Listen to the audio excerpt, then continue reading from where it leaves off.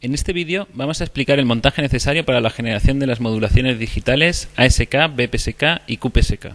Para la generación de bits necesitamos una señal de reloj, con la que vamos a controlar la tasa binaria, y la vamos a generar con el generador de funciones del laboratorio.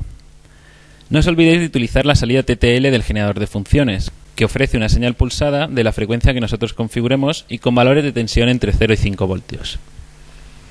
Esta señal la introduciremos por la entrada de reloj de las placas del generador de secuencias, estaría aquí situada, o por la entrada del reloj del generador de bits aleatorios, en función de si queremos generar una secuencia de bits predefinida o una secuencia aleatoria. En el caso de querer generar una secuencia predefinida, en la placa del generador de secuencias disponemos de 4 conmutadores configurables. En el bastidor también disponemos de una placa denominada serie paralelo y filtro, que además de realizar la conversión serie paralelo y dividir el flujo de bits en dos canales, tiene incorporados dos filtros paso bajo en coseno alzado que actúan sobre cada uno de los dos canales. Los filtros se pueden activar o desactivar mediante el conmutador on-off de la placa. Así pues, habría que llevar la salida de datos del generador de secuencias a la entrada de datos del conversor serie paralelo. Es importante que no os olvidéis que todas las placas digitales tienen siempre, aparte de la entrada de datos, una entrada para la señal de reloj, y que en nuestro caso la obtendremos de la salida del reloj de la placa del generador de bits que estamos utilizando. Por lo tanto, habría que conectar también la salida del reloj del generador de secuencias con la entrada de reloj del conversor serie paralelo. Para generar señales con modulación BPSK y QPSK, debemos conectar la salida del conversor serie paralelo a la entrada del modulador IQ, donde ya hemos conectado la señal del oscilador local y su salida al amplificador de frecuencia intermedia del transmisor. Es importante que recordéis que la velocidad de símbolo a la salida del conversor serie paralelo es la mitad de la velocidad binaria, es decir, la mitad de la frecuencia de la señal de reloj que estamos generando con el generador de funciones. Si solo conectamos uno de los dos canales de salida del conversor serie paralelo a las entradas del modulador IQ, por ejemplo, el canal I, a la salida del amplificador de frecuencia intermedia estaríamos viendo una señal con modulación BPSK. Si conectamos los dos canales de salida del conversor serie paralelo con el modulador IQ, la señal a la salida del amplificador de frecuencia intermedia del transmisor tendrá modulación QPSK. Daos cuenta que si no variamos la frecuencia de reloj, las señales BPSK y QPSK tienen la misma velocidad de símbolo y por lo tanto el mismo espectro.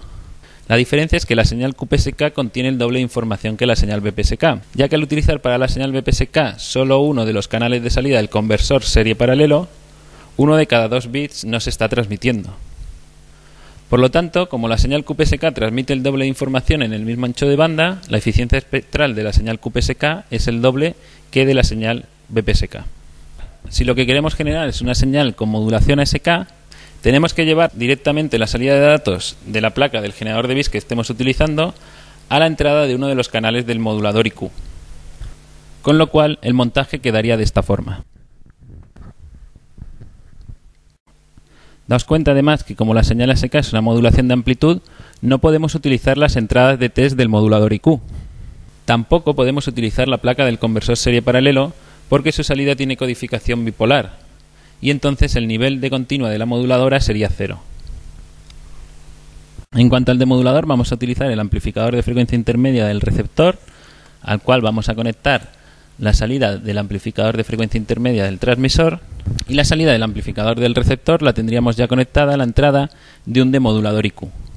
La señal del oscilador local del demodulador IQ no va a ser directamente la señal portadora utilizada para la transmisión, sino que esa misma señal la vamos a pasar antes por el modulador de fase y luego conectaremos la salida del modulador de fase a la entrada de oscilador local del demodulador IQ. De esta forma podemos controlar la fase de la portadora en recepción mediante el potenciómetro incorporado en la placa del modulador de fase. Es importante que no os olvidéis de configurar el conmutador de la placa del modulador de fase en modo interno. En el caso de que estemos utilizando una modulación ASK o una modulación BPSK, la secuencia de bits recibida la podemos observar directamente a la salida de uno de los dos canales del demodulador IQ en función de cuál sea la fase de la portadora en recepción. Por el contrario, para la señal QPSK será necesario utilizar el conversor paralelo serie. Recordar que esta placa tiene 3 entradas.